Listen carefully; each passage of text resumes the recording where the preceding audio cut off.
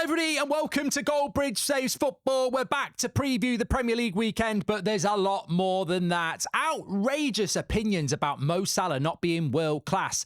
Is Isak better than Haaland? That was one of your comments. We'll talk about that as well. Will wants to do Bellingham versus Kane, and I want to get my teeth straight into, before we get into any previews, I want to talk about something we've not spoken about before, the officiating in the Premier League and VAR. Now, some will be saying, not again, GOALbridge, Will, but before I get into it, welcome to the show. It's like having a granddad that bangs on about when they're in the war. Yes, I've seen the medals, I've heard the stories, but this is the 100th time I've heard about it. Just have a rest. No, but this is relevant because if you didn't see this week, Michael Owen and Howard Webb were back together to talk about big issues around the decisions that have been made recently. What I found hilarious was that they didn't actually pick the big issues. They picked the ones where they can say that they sort of got it right.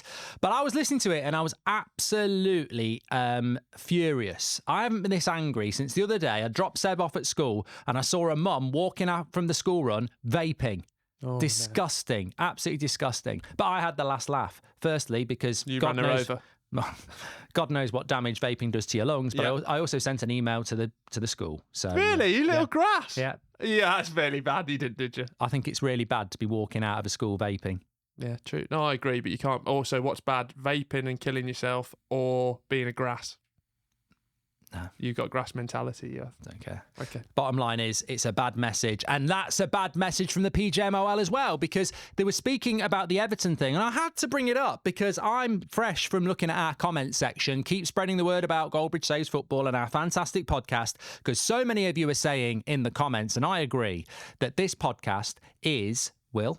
A stunning, fantastic. It's the voice of the voiceless. It is, well, that's not what I read. I read that this is the only podcast out there that's actually talking about the things that matter, which is exactly what we want to do. Hence, let's talk about what Howard Webb had to say. I want to home in on the Everton game because obviously Everton Forest and the tweet we spoke about a couple of weeks ago. I was listening to Sky this morning and they had a journalist on saying, well, yeah, they've acknowledged they made a mistake in it, but the next step now is to fine Nottingham Forest because, yes, they made mistakes, but they're not happy that there was an insinuation that this referee might have had an association with Luton, even though he supports Luton. And that was on Sky. Well, I think that the best sort of Forest coming out doing that second tweet a few days later, wasn't it? Sort of on the Monday clarifying it. And I think that should just be put to bed because they shouldn't be getting fined. If you fine Forest, then it just reopens the can of worms. And, you know, even if Howard Webb's coming out and saying that they got the decision wrong, I just think, right, final, draw a line under it.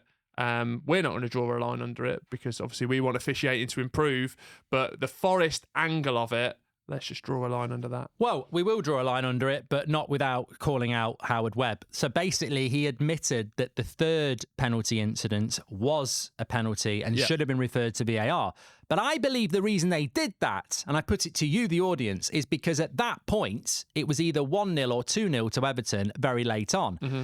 In relation to the handball and the other penalty incident, he described them as subjective, i.e. they got them right. But subjective doesn't mean they got it right. Subjective means it could have been a penalty, it could have not been a penalty. But the most interesting thing is, on incident 1, it was 0-0. Yeah. On the handball, it was 1-0. So is it not convenient for Howard Webb to go, they're subjective, but the one that we got it wrong, it was 2-0 and it wouldn't have made any difference anyway? Well, also, if you're reviewing it, if you're Howard Webb, you work for the PGMOL. That was one of the comments. What takes longer, a VAR decision or me saying PGMOL? Just added 5 minutes to the podcast. But how can you be subjective if you're Howard Webb, works for that organisation, and be reviewing the decision of your staff? So then does objectivity go out the window really? Because, you know, you put in that third one going, we made a mistake, but then definitely should have been 2 penalties. So then you're just in this really murky waters of, well, you're trying to defend your referees. So you've sort of said that subjective, objective. I don't think it's there. That's exactly why I wanted to bring it in for you good people, is the sense that I don't accept that the PGMOL and Howard Webb are saying they got the third one wrong. The big one for me was the handball by Ashley Young when it was 1-0 to Everton. And if you give that penalty right before half-time, it was the 44th minute, and Forest score it, it's 1-1 at half-time. It's a different game in the second half, and it's all about relegation. And what he said about Ashley Young was his hands out, but, it's he didn't even say natural position. He just sort of said it's subjective. Well, literally 24 hours before Aaron Wan-Bissaka, it was a penalty in an FA Cup semi-final. So I think it's nonsense, and I think you've actually nailed it there, Will, for the first time in a long time, that how is Howard Webb talking about subjectivity when he can't be subjective because he employs these people? And he also came out with another clanger. Michael Oliver is one of the best Premier League and referees in the world, and he'll be disappointed that he got that Declan Rice one wrong. And I felt like saying, I've got a big long list, Howard, of how many big decisions Michael Oliver's got wrong this year. You can't just keep saying he's one of the best referees in the world. He's made countless decisions wrong. And he also spoke about the Wolves one, where it wasn't offside, and he said it was offside. Well, it wasn't offside when he did it to Fulham with Man City, was it? What did you think of the announcement that he said that referees are going to announce to the stadium the decisions next season? Very much like NFL, where it's like, foul on the play, the advantage 4-1 to the Tampa Bay Buccaneers. It's not going to happen. Well, it is. He's just announced it. It won't happen. It's confirmed. They're not ready to do it, and it won't work. Can you imagine Michael Oliver announcing to the thing, I've looked at the TV and... He was a Geordie on Monday. I've looked at the TV. That's Scouse. I've looked at the TV and it's not a penalty because he doesn't make enough contact. Can you imagine I've got the perfect solution for that. You What? do what Ant and Deck do and get like a guest sort of announcer in every time. So when it's whatever game it is, you've got... David Platt from Coronation Street, and he does the announcement for them instead of the referee, so then it takes pressure off. That would be my idea. And next week we've got Ollie Murs, who's going to sing at half-time but also do the thing. Troublemaker. Yeah, go on. Yeah, I don't like Ollie Murs. Anyway, look. Nothing wrong with Murs. What they need to do is get things right now and stop bringing new things in. Like you haven't... No, but I disagree with that. Offside's not sorted yet. Yeah. But they have sorted that for next season. They're bringing the UEFA style. Let's see. Let's you can't say let's see. They are doing that. It's like saying, oh, my mum's cooking's crap, but this one's going to be good. She's got a new recipe. Wait till you've tasted it. No, but they are bringing that in next year. But you don't know whether it's going to be any good. Well, yeah, but we're so Champions League offside stuff. That's perfect. It's all about the operator, isn't it? Just because you're driving a Ferrari doesn't mean you're going to drive it like me. No. Well, yeah, I can't. You can't even drive. Yeah, exactly. No, I think that I think they need to stop bringing new things in, and no, but they do need it's to like breathe. Jack of all trades, master of none. How can they not bring new things in and not change it? Because then we're just going to be stuck where we are. It's like being in the bedroom tonight, and whoever you're with says, "Let's try a new position," and you're thinking, "You haven't even mastered that one yet." You know, like it's all right. You're reading a book and saying, "Let's try the cowboy or whatever," but let's just get the basics right. You're underperforming. Do that first. Offside is flawed. What do we think the answer is? The UEFA style one. They're bringing that in, so they are changing some. But have 6 months, make sure it's right, and get the praise. But how do they do that? They've got to bring it in. Yeah, bring that. That's what I mean. Bring that in. Yeah, they are bringing it in. Yeah, but don't start bringing in talking about it as well. But what? The second problem, we're saying it when it was at Wembley, Chelsea, Liverpool, and then the goal goes in and it's an offside, but then he's checking the monitor. I don't know what's going on. One, the Wi-Fi. I don't think the referees will do it. I think they'll get somebody else to do it. It'd be good if it was just like AI. Yeah. Hello. They will. They won't. The decision is pending. They won't do it. They will. They've announced they're doing it. What I would like to see, and people have been talking about it for years, is I'd like to see a referee interviewed after the game. Yeah. Do you remember I think he ended up going to UEFA or working in the European leagues. The guy who was the Australian one, and he was mic'd up for the whole thing. And he was very good, and he was very sort of authoritative, very communicative, and also very just assertive, which I think none of our referees are. I was thinking about this the other day. Like, what's the prototype for the best referee? Because I thought Trossard did very well in the Champions League yesterday. But you know what? I think human beings. Yeah, look, I think a referee, if he came out at the end of the game and said, "Look, I think it was a penalty because of this," or "I think I sent him off because of this." Looking at it now, I can see why people have an issue with that. And look, maybe I have got it wrong, but this is the way it is. Rugby referees, they just have to stick up for themselves all the time. Rugby referees are the blueprint. Yeah, but then you also have got to get a buy-in. It's not just referees. You do have to get a buy-in from players. There is and I don't know how you get that meet in the middle, but there is, when you watch You've said it before, and you're absolutely correct. The problem we have at the moment is the top referees have got more ego than Rod Stewart. Yeah, well, you look at like a game, and they're all like walking around like, it's just trying to be like somebody's mate when they're not. Yeah. I've seen a bit of, I shall see if we drink after. I don't know. Yeah. They've got too much ego. I think you need to be, instead of putting themselves first, they've got to put the game first. Anyway, get your comments in on that. Let's get back to more topical times. We're going to talk about Salah in a moment, but one very interesting comment ahead of the weekend as well. Both these teams will be playing because it's the Premier League. We had a comment coming in saying Isak is better than Haaland. I don't understand what. Is this because you're a Man United fan? You like Roy Keane. You don't like Alfie Haaland. You don't like Erling Haaland. I didn't say. It's not my comments. But I know you don't know what I'm going to say. I know exactly what you're going to say because I think it's incredible because Erling Haaland is the best penalty box striker in the world. Isak's having a good season. I was drawn to the comment because I was like, wow. What are your thoughts? But this comes off the back of you saying Erling Haaland wouldn't start for Liverpool. I didn't write the comment. And then you've got Roy Keane in the media who he came out and said, Haaland moved up to a championship style player this weekend. You've got no concept of what I'm going to say about this, so you're trying. This is a pile-on. To understand the future, you've only got to look at the past, and the past. You're like the National Grid, full of pylons. You are. I think, that comparison is ridiculous. Why?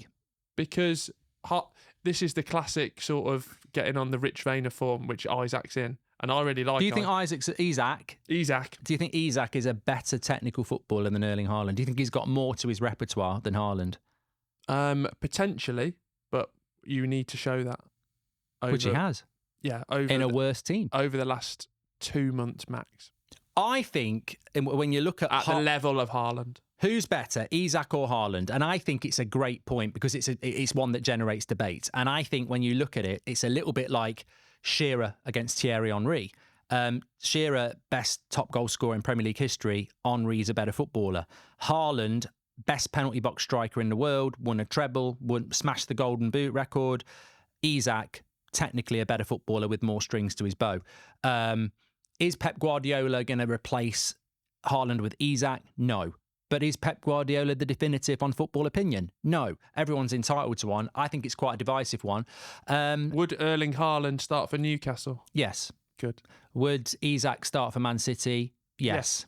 So it's close. It is close, and it's one to have an opinion on. Who would I want in my team? Isak. Because I really like Erling Haaland. I don't agree with the criticism. He's a service striker, and if he gets no service, nothing's going to happen.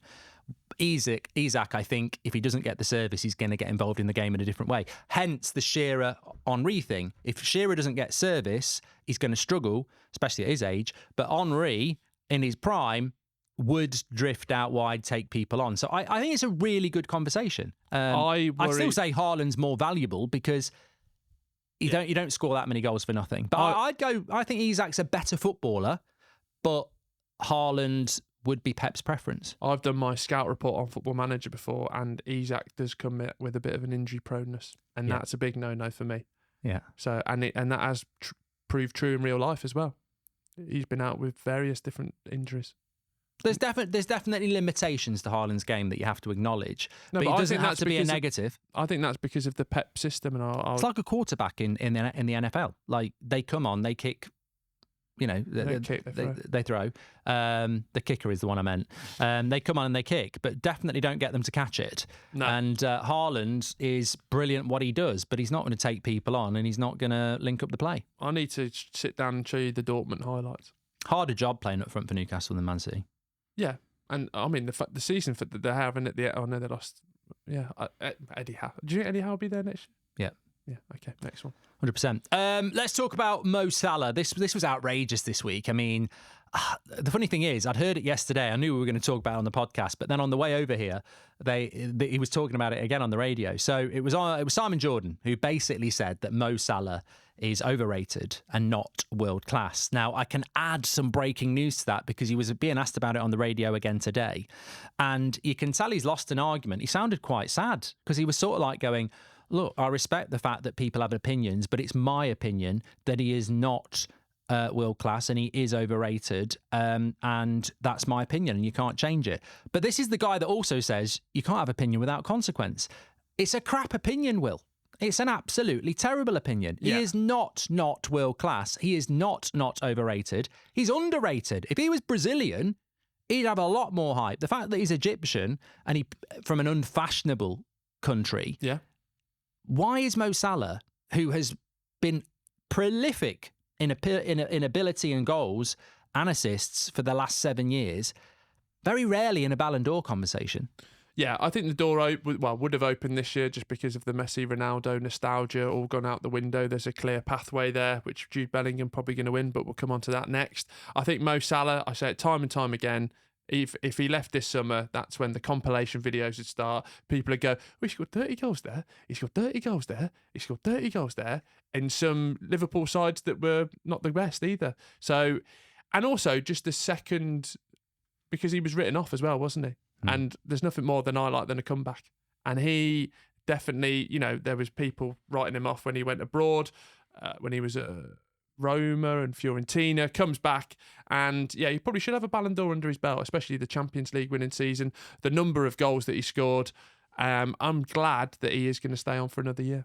Yeah, it's the old case of it, and we'll have it with Ronaldo and Messi, and people are waking up to it now. It's the old, you don't know what you've got till you've gone. But also, we're not going to get Ronaldo and Messi numbers because of the way football is played this day and age.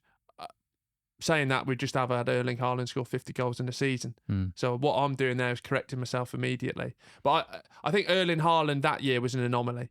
But you know what I heard him say, and he was trying to justify it, and he said that I think Salah is a result of the system he plays in. You're going to score a lot of goals in that. And I was like, have you watched Liverpool over the last few years? Salah's not good because of Mane and Firmino and Henderson. Like, watch what happens when he goes. Like, he is without doubt world class. I think he's more underrated than overrated. So get your comments in. And when he goes, it's that whole you won't miss it until he's gone. It's like when my gran died. I remember my mum saying, you don't realise how much she actually did. Like, on a Friday, we didn't have any cocoa. She used to buy us the cocoa when she used to go to Waitrose. Right. On a Wednesday, the first Wednesday she was dead, me and my sister were waiting to get picked up from school because she used to pick us up on a Wednesday. School had to take us in for 2 hours. Really? Mum was down the pub. Oh, yeah. So it's like, you don't know what you've got till you've gone. Sorry, that was actually a true story. That was like my nan. She died, but she had the Sky Sports deal, and I was using hers on Sky Go. Log in to watch Blues versus Bournemouth or whatever. You can't do it. Inconsiderate bastard. She's bloody had to cancel the subscription. I text Mum, what's happened here? She went, your nan's dead. We didn't think the Sky subscription was going on. This is a whole podcast in itself. Things you didn't know you had till they're gone. This is really important. It's like there's a few I can think of. Ex-girlfriends. Yeah. You get with the next one and you go, they don't like that. No. I missed that. Yeah. Used to quite like sucking on that. I'm talking about sweets. She used to buy me a bag of sweets on a Friday, pear drops. Oh, I love pear drops. Yeah, they're terrible for you. You won't get the nostalgia of going into a sweet shop and actually, like, it's almost like a thing now, isn't it? Where you have to go in and they're almost playing characters. But authentic shops, getting sweet strawberry laces, this or 100 grams. Oh, yeah. But they've got one in Solihull in Touchwood, and I always walk. It's always the way I go to get my hair cut or whatever. And when I've got to go to the clinic, that's that way as well. Yeah, nice. And they have the sweet shop, and every time I walk past it, there's always this pang of I want to go in, but then the head kicks in and goes, that's just not. Well, not now you're on that bloody health. None of it's good for you, is it? But but treat yourself. Do treat yourself. You don't know what it's good till it's gone. You know what? Like a porn star who got it regularly, it's like I've had a lot of sweets in my life. I don't care. What would you say is your favourite sweet? I love Lions sports mixture, midget gems. They're so chewy. Like fruit salad, they're lovely, absolutely lovely. Check them out. I got a big. You can't really buy the originals anymore, but you can order them online, and they'll send you like 2 kilograms of it. The trouble is, you just gone. Yeah. Yeah. Coming back after Christmas with alcohol and chocolate, I actually felt like a zombie walking in on that first day. Yeah. It's disgusting. I was saying this on the watch along last night though. My mate at Christmas, he'd been on a bit of a health kick and he was a bit worried about going into Christmas. So when we saw him for a drink between Christmas and New Year, we said what did you eat and stuff like that. He said, I came up with a great plan. I really love Quality Street, so I chuck 5 in my mouth, the coconut, the toffee penny, give it a good old chew, swallow the saliva a bit 3 or 4 times, then spit it in the bin. Oh, I was like, that just sounds a bit dodgy to me. He said, no, you get all the flavour, but you don't swallow most of the calories. Yeah, but also and I said, that's what she said. That works. Keep that in. That's just rude. Like, imagine the consciousness of that. Like, Christmas is relaxing. It's a bit, mate. And you're like, It's a bit mental. I mean, look, at the weekend I was having a bit of naan bread, and I'm trying not to eat bread, and I took a bit, dipped it in. What naan bread do you have? Garlic naan. I went to Harborne for a nice curry the other week, actually. Mm. I had a very spicy one. It was called a tikka masala. I don't know if anyone else has had that. I've never heard of that one. Blew my dick off. Anyway, we've wandered off a little bit there. Mo Salah is absolutely outrageously world class, and I just don't get it. And although Simon Jordan didn't say this, one thing that does irritate me, and I'm sure you can all get into the comments with players that you think don't get the respect they deserve, but also the players that get the disrespect they don't deserve. I was watching the Bayern Munich Real Madrid game, and when Bellingham got subbed off, the amount of people in the chat that were saying ghosting, this, that, and the other, and I'm like, Kim Min-jae had a bad game for Bayern Munich as well. Shocking. And I was like, people, because United were going to get him, people were actually saying, I'm glad we got Johnny Evans. I was like, you're having a bloody laugh. He did have a bad game. Kim Min-jae did have a bad game, but this modern phenomenon of, and I don't know whether it's FIFA, Football Manager, Fantasy Premier League, but it's almost like people have lost the ability to understand that a human being footballer, apart from the likes of Ronaldo and Messi, who probably are a contributor to this because they were ridiculously consistent, people have bad games. I mean, Van der Ven individually has probably had the worst centre-back performance I've seen this season at Newcastle. Yeah. And yet, I think he's one of the best centre-backs in the league. You can have a bad game. Kim Min-jae is still a good centre-back. He's not better than Johnny Evans, but people will go, I'm glad we didn't get him. Bellingham, he's overrated. I haven't really watched Bellingham this season. I watched him against Bayern Munich. He's overrated. He's just a young Jordan Henderson. And it's like, people need to understand, Mo Salah will have a bad game. He's just coming back from an injury. Bellingham will have a quiet game. It's the highest level of football. There is nobody apart from Ronaldo and Messi in recent times that can go into any game and basically imprint their quality on it. It's so difficult the higher you go up the league. I'm worried about this sort of discourse around Jude Bellingham at the moment. Well, he's moving into that era of, he's still young, but he's going to have to 20. go. Yeah, but he's going to go through what I know what you're hinting at now. He's had the acclaim and the development years. He's now going to go into the, look at him shopping at Tesco, buying a. Well, there was chats about his new girlfriend. Buying a Snickers. Look at his girlfriend's hair. Look at him. He didn't go in the nightclub, but he looked at it. But he could have gone in there and got pissed. That's why I was glad he went to Real Madrid, because I think if he came to a Liverpool or a Man City, that would be ×2, ×3 over here. I don't know what it's like in Spain. I imagine, Real Madrid famously isn't a... we've seen with Beckham spoke glowingly of it. But even like last night, the incident with Harry Kane, like, you want your players to do that. And I think as an England fan, that's what we've been lacking in some of these major tournaments. Someone said, like, if that He's got a shit-house mentality, but I think that's good. That's fantastic. Mm. Like, what's the you just got to look at the two examples. When it was the Euro final, I bloody wish. Oh, we did get to Euro final. When it was the World Cup quarter-final, Kane misses. When he was 19 or 18, the only player that went up to Harry Kane after the penalty he was missed was Jude Bellingham. And he got round him and he helped him. I think club football, it's all out warfare. We're English though, aren't we? Like, when people hear that Bellingham was trying to put Kane off, they'll be like, stiff upper lip, and that's not how we do things over here. We like losing. Harry Kane's like bloody St George. It was like he came and tried to chop off his head. It was nonsense. Like, if it's club football, it's all out warfare. So. But that's what Bellingham's learned by being at Real Madrid. It's about winning. But this country, because we're used to losing, we're like, you can't behave like that. I say Jude Bellingham do it a lot more, and I've seen him play against Man City a couple of times, obviously recently, and then the Bayern Munich game, and I mean, he's playing in a position that I don't think is his best position anyway. He's sort of playing off the striker, isn't he? But also in that second, right? So you're going to make changes anyway. A lot of people would have not watched him weekly, and the first time they may have seen him was in that second leg against Manchester City. Well, he's not going to be able to imprint his possession base. Like, they sat back, went on the counter, and when he did, he was a main contributor to their goal. So I just think, let's be lucky we've got one of the best players in the world. If you're a Bayern Munich fan or Real Madrid fan, I understand it, but let's stop the discourse of like all this nonsense around him, like, he's turning arrogant. He needs to be arrogant to be the best player. If you don't believe in yourself that you're not the best player in the world, how are you going to be the best player in the world? You walk into the studio every day, you go, I'm the best damn YouTuber in the world. And we just have to say, right, you are, Mark. But you believe it, don't you? I do genuinely believe it. But I think that as well, I know a lot of footballers at my club who I absolutely worshipped growing up, and they were brilliant brilliant mentalities. They won trophies. And then in real life, some of them probably wouldn't invite them down to the Harvester for a Sunday lunch. Oh, remember the salad bar at the Harvester? Yeah, he got rid of COVID, killed that. Yeah, my kids go mad about that. We used to go to a local pub called The Farm, and they had their own sort of salad bar, and they'd have like, bacon bits. Oh yeah, stop doing it. Crispy onions. Never brought it back because of COVID. Me and Noel, political correctness gone mad. Me and Noel like the salad bar at Morrison's. That survived. Yeah, that's good stuff. Strong. But yeah, I mean, look, players.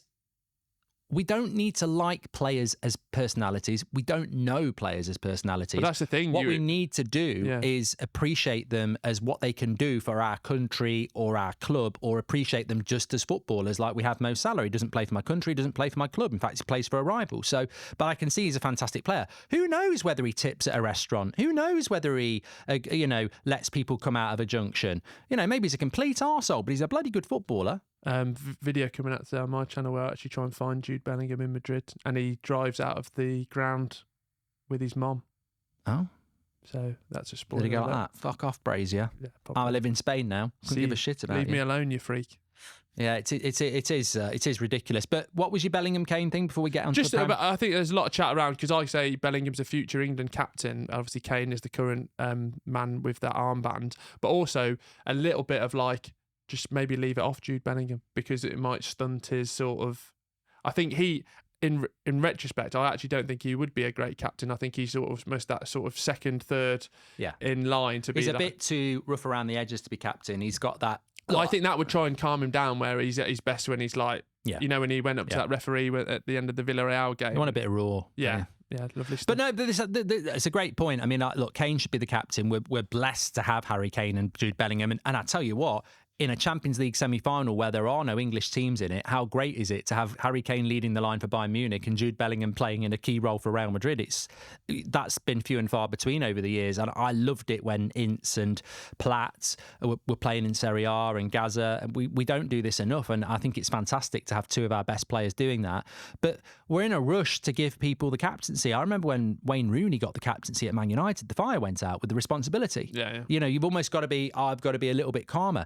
Bellingham's 20 and I like his petulance. I actually do quite like it. Shouldn't be the best player, should it? Like being a captain is a very specific set of roles that doesn't necessarily mean the talent should be the one that wears the armband. You want people who are a bit shithousery as well. I think it's really important. Apologies, by the way, as well. I mean, rival podcast, The Overlap. Apparently, their Gary Neville had to lead the show because they had a guest pull out.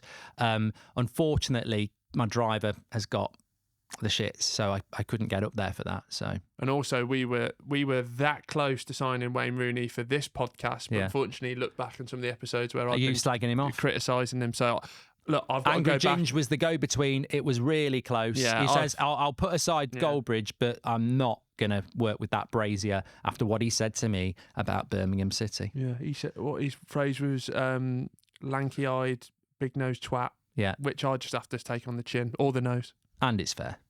Fair criticism.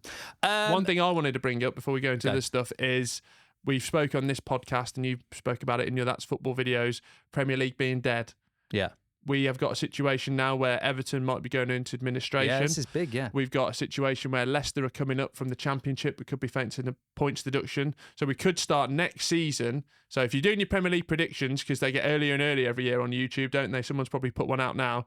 Hold fire, because Everton could be starting with a points deduction. Leicester could be starting with a points deduction. So effectively, and the level of those points ones could be quite big and severe. We could start with a league with two teams on minus points. And it just feels a bit of a sham already. Well, I think you're right. I think the Premier League is in a lot of trouble at the moment. It's sad for Everton that they've had a season of points deductions, another relegation battle. They've got a new stadium. They avoid relegation, and now they're looking at administration. I mean, they can raise some money very, very quickly. I mean, I heard this morning they might get rid of Pickford, and Pickford going for the Golden Glove is just incredible to me. But they've got Branthwaite, Onana. There's a few people that they can cash in on, but Everton just don't seem to be able to catch a break at the moment. Leicester coming up with a points deduction is just, what's going on there? What are these clubs doing? But also, you're right. Like I would not ever think about doing a Premier League predictions when a season's not over. But I'll tell you now, Man City first, Arsenal second in a year's time. Yeah, I'll be very confident predicting that. I always struggle with. I haven't got a solution for this, so I bring it up and very aware that I haven't got that. But when clubs get points deductions for being badly run, because the inevitable outcome is the fans suffer, the club then gets sold, and then so the guy who's actually bought them into administration, probably gets less money for the club, but the fans suffer for something that they've not done wrong. And I just feel that there should be. I don't know what it is, because you can then just go into spending. And obviously the news came out after we recorded last time about them actually approving. And then the teams to vote against it were City, Villa, Man United. Yeah. So, but I feel desperately sorry for Everton, because not for some of this. It basically is the people in charge that shouldn't be in charge, ruining the club for what is a fantastic football club. It'd be interesting. I think football's still got a lot of problems, and as I said, when you're predicting who's winning the league before this current season's even over, you've got a big problem, because that's like being in France. Yeah, but I do. There's just voulez-vous? Yeah, hey, there's a feeling in me. I just feel Pep could do like a Klopp. But do it like win the league, and then he's doing his post-match with Micah Richards and the team on the pitch, and just be like, that's it. I could win another Champions League. But then again, he's young, he's fit, he enjoys it. If you're waking up in the morning and you look at the side gym, you go, that's the best it can be. You get up, you've got a swimming pool in the garden, a few lengths, go out for a drive in your Ferrari, walk into a restaurant. He's not that though, is he? Everyone says he's great. Well, he is arrogant, yeah. No, but he's a Fiat Punto, go for a little coffee shop. Well, but he's got the perfect life. I think we should. And where do you go next? I think we could have a situation in the Champions League 24 months' time where Klopp's at Real Madrid and Pep's at Barca. I'd love it. Yeah. I think the Premier League... Look, I'm very protective of the Premier League, but I will say this. The way I don't run the Premier League. You don't run the Premier League. We don't run the referees. We're just fans of the Premier League. And it needs a massive boot right up the cock. It does, arse, I mean. Up the arse, and both. Because it does. Look, I want it to be better. We already know who's going to win the league. Relegation's turned into a farce. At least when it was Ronaldo versus Messi, Barcelona, Real Madrid, La Liga was like, well, that's probably a little bit more glamorous than the Premier League. At the moment, we've had it our way. And what have we done with that power? And it's gone to our heads. And what's going to be the best finish in world football this season? Don't know. I'll tell you what, the Championship. We're going into the last day where Ipswich Town versus Leeds United. Ipswich in pole position, which, if you're looking for a feel-good story, that is fantastic. Because it's against the all odds. It's Phil Collins. They've come up against not only parachute payment teams, but teams that are Leeds United, Leicester City, Southampton. It's the strongest Championship we've had in years. And not only have they gone up against them, it looks like they're going to beat two of those teams. And Norwich, who are one of those yo-yo parachute payments clubs. They'll be gutted there. Yeah, well, they're still in the playoffs, so it still could happen. And then, so you've got that to look forward to. Playoffs isn't secured. West Brom and Hull are basically going for it on the last day. Relegation's not confirmed. I'll be at St Andrews to watch us take on Norwich. Blackburn could go down to League One again. So that is going to be a fantastic day. So there is hope out there.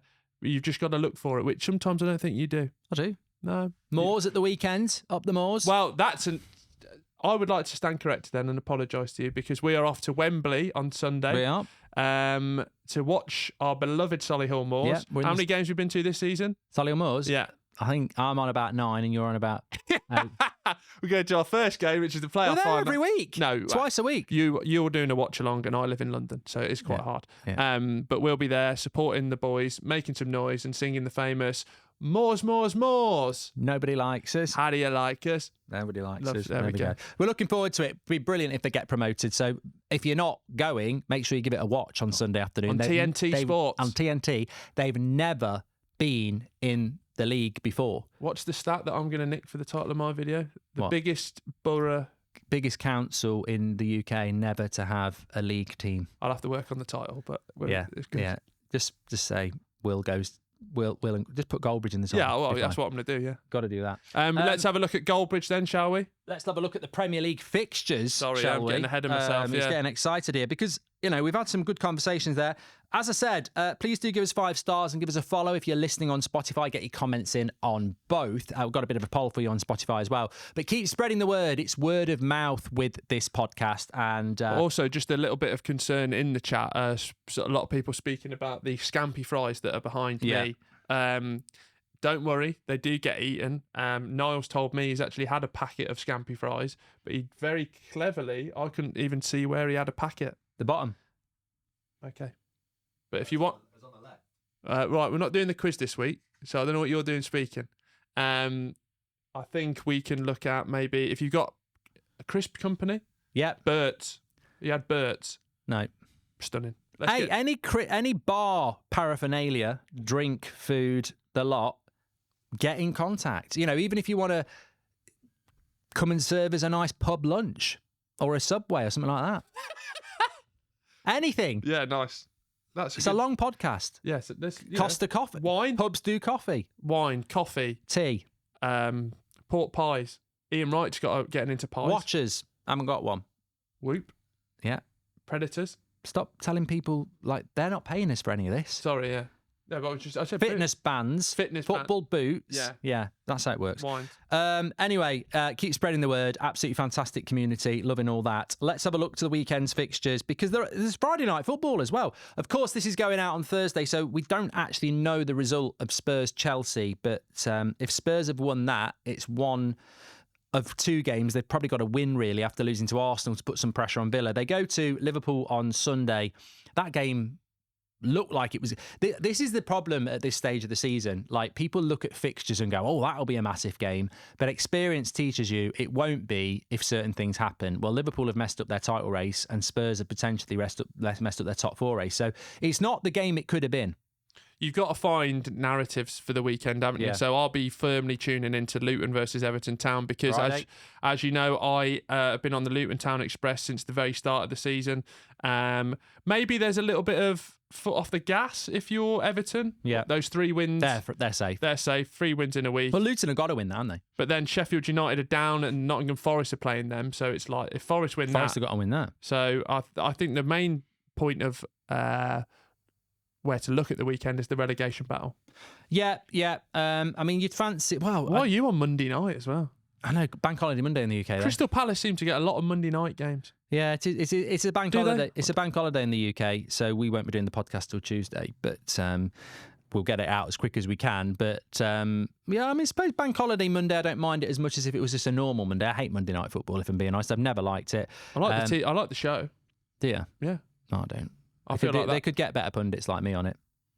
Disagree. Anyway, look, title Saturday, I suppose. You've got... I'm looking at... Well, no, here you go, because a couple of weeks back when it was doom and gloom after one of the... basically when Man City looked like they were winning the league, I said, look, here's your things to get excited for. Manchester City have already lost to Wolves this year. Now they've got Wolves at the weekend, Mark. At home. Have they got good home form? Yeah. Yes. Yeah. Have they got good last 5 games of the season form? Yes. Look, to be honest, Arsenal home to Bournemouth, Man City home to Wolves. It should just be as you were. It's a Tottenham game, isn't it, that we need to focus on? Tottenham and Liverpool. But also, I think that Brighton, Villa. See, that's a classic good game on paper, but then... I wouldn't watch it. But I'm just saying, if Brighton did beat Villa, it might give Spurs a little bit of leeway. Brighton, I'm not so far down the road with you on the De Zerbi slander. But it's beyond a joke. I wouldn't say it's beyond a joke. No, some of their losses are a joke. Yeah, some of their losses are losses. You can't hide it behind, he's had a hard season. He has had a hard season. Chelsea, I mean, look, some of these should be sponsored by a reputable travel agent because they're on thebeach.com. Which I've just done for them. Is that a company, is it? I've heard it, yeah. So, I mean, Brentford Fulham on the beach. You say a game, I'll give you a reason why it's good. Brentford Fulham. London Derby. Yeah, bring your sun lotion on the beach. No, London Derby. Burnley, Newcastle. Oh, well, that's a big game. Could Newcastle get into Europe? Could Burnley stay up? We forgot about that one. Yeah. Next one. Sheffield United Forest relegation. Could Forest stay up? Wow. Yeah. Think of all the points deductions, man. Brighton Villa on the beach. Well, no, Villa. It's literally on the beach. No, Villa need to get a win, Mark, to see if they can secure Champions League football for the first time in their history. West Ham. West Ham, a London derby, Mark. On the beach. Oh my God, West Ham could sneak into Europe again, which was one of their finest achievements. So could Chelsea. Crystal Palace, Man United. Oh, God. What? Shit. On Monday, 8 p.m, Man United again need those points. Could Ten Hag walk out with a Carabao Cup and a European place? Yeah. Whoa. Let's do GOALbridge. Yeah. Bring a bit of it in it. Well, am I winning by 20 points now? You sit down. because I've put points back on you. Last week you scored 0 and I scored 4. What? So smell my cheese, you mother. You had Mateta didn't score, Gordon didn't score, Kuna didn't score, Rasmus didn't score, Foden didn't score, Diaz didn't score, and your keeper didn't get a clean sheet. That's my worst one yet. I had Isak that got 2, Kai Havertz got 1, and Pickford got a clean sheet. So it's now 61-50, 11 points in it. Could still be done. Especially when it's the final weekend and things get crazy. A little bit silly when the sun is shining. Okay. So I've got my picks. Can I go first? Yeah. I'm going for Dwight McNeil to score for Everton versus Luton Town. Dwight McNeil. Okay. I went Havertz last week, so I can't go with him. I'm going to go with... I'll go Saka against Bournemouth. He's not had a good few weeks, so I'll go with him. Although he did just score last week. Yeah, he did. A lot of people taking him out of their fantasy team. Idiots. I will go... So I had Saka, so I'll go for Odegaard. Odegaard, good point. I'm going to go to... I don't think Tony's fit, otherwise I'd go with him. Burnley... I don't dare go with Burnley to score, so I'll just go with Newcastle will score against Burnley, definitely. And I'm going to go... I can't go Gordon. I'll go Isak. I don't really want to go Isak. I'll have Gordon. Okay. Your pick again? Sheffield United, Forest, there will be goals. Chris Wood, the best conversion rate in the Premier League? Well, I jinxed him last week. I'm going to go Wood. Yeah. Okay. I'm going to go for Ollie Watkins to score for Villa against Brighton. Okay, I will go with Pedro for Brighton. Nice. I'm going to go. Did I not go with him last week? No. Excuse me. Go on. It died. I'm going to go for Mateta. Mateta against Man United. Man United against Crystal Palace. There will be goals, and I will go with Eze. Oh, yeah, nice. I'm going defender Saliba to score and keeper Matt Sells, the Nottingham Forest one. My defender to score today, for this weekend, is going to be Virgil van Dijk for Liverpool, and my goalkeeper, who will keep a clean sheet, is going to be... I don't want to go too boring on this one. I'll go with Petrovic for Chelsea. A lot of people bought him in for fantasy for the double. Yeah. I really need to... Basically, shit story to end on, but our... league with the lads at home. We've done it for like 10 years. I've never won it. I've been in 3 final day battles and I've never won it. And basically there's a lad who doesn't really like football and he plays rugby and he's won it for the last 2 or 3 years. And he's lying. Well, he's doing it. So I'm can't handle pressure. I'm doesn't top. even like football and has won fancy Premier League 3 years in a row. Bollocks. Yeah. Absolute bullshit. I don't even like football and I keep winning something that you have to but he's analyse very good with every numbers. Week. Yeah, he's a numbers man. Yeah, but there's no good being good at numbers unless you know the bloody players. You know what we should shout out, actually, because we want to do it for the Euros, which we were just mentioning, and we want to do it more for next season. We have actually got the That's Football League, which I'm 454th in. I gave up. Sephiroth Lai is top. He's got 2,338 points. I gave up. Yeah. I need to find your score. I'm top of so many. I haven't changed my team for about 3 months, which is longer than I normally. That's lazy. But I normally give up in November. No, that's lazy. Have a good weekend. I'll see. We get to spend the weekend together. Solihull Moors, Wembley. Yeah. Sunday. Keep an eye on socials. Be great. Get down, Moors. Up the Moors. Up the promotion. I don't know how many tickets Moors have sold, but Bromley have apparently sold loads. It's a local game for them. Yeah, but Moors are back-to-back Wembley, so it's going to be tough for them. Yeah. Tough times for people out there. But if you can get there, get behind Moors. And if they get up, you'll be up. I'll take my top off. No, don't do that. Yeah, people will love that. TNT would appreciate it. There's a loon in the box. Get him out. GOALbridge has got his top up. What do you mean box? I'm not going in a box. I'm going to be there in the in with the ultras. That's your requirement, mate, to get you out of the house. Anyway, thanks everyone for watching. Get your comments in below. Loads to get your teeth into there. Make sure you give us a follow, 5 stars, and we'll speak to you on the next one. Have a great weekend.